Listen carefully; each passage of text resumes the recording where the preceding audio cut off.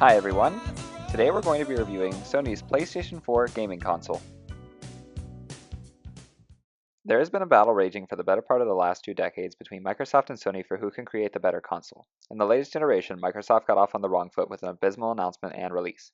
This sparked the PlayStation 4 to become Sony's fastest selling console to date because users of both the previous generation's consoles saw that Sony had created the better product.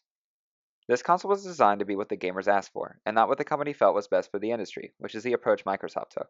Now, 2.5 years after launch, I'd like to talk about how the PlayStation 4 has fared and how designing a product for the people using it is a smart business strategy. First, I'd like to talk about a few minor annoyances I had with the physical design of the console. Sony didn't really capitalize on the idea of contour bias and created their console with sharp edges.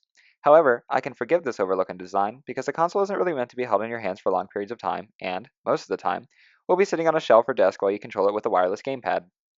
While easy to understand what the power and eject buttons do, there are issues with the feedback given, and sometimes they feel like they have a mind of their own, turning on and off wildly. This is a widespread issue across Sony's first batch of consoles. Finally, the controller, while sleek and easy to hold in your hands, includes a trackpad which pauses your experience when accidentally touched. This wouldn't be such an issue if Sony had included an option to turn it off in certain games, but because the touchpad is central to a lot of the PlayStation's functionality, I find myself personally frustrated with something that could easily be fixed in a software update. Speaking of software, let's move on to something that I really like about the PlayStation 4. The first thing that pops up when you turn on your console is a warning about health and instructions on how to find information, letting the players know that they have their safety in mind. The next screen is a simple spread with accounts that have pictures to help differentiate one player from another in case multiple people use your console. This is a good incorporation of the picture superiority effect because each user has a separate picture which can easily be identified. Once you've chosen your account, you then go to a menu that is extremely hierarchical in nature, but at the same time simple and follows the 80-20 rule.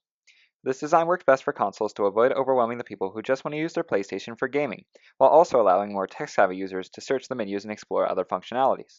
This main homepage has the PlayStation Store and the What's New sections first, followed by your most recent games or apps next. This allows for easy accessibility to games that you play often. This is also simple because everything is represented by pictures to help reinforce recognition instead of recall, which helps with memorability and learnability. After moving away from the main menu, there are major icon sections, mostly for social functions, but also for your trophies and console settings.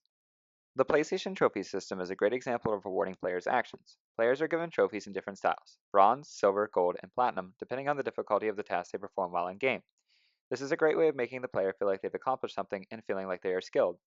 A lot of these trophies are gifted for playing a game's online multiplayer, which capitalizes on a player's fear of missing out because multiplayer servers typically thin out after a newer game is released.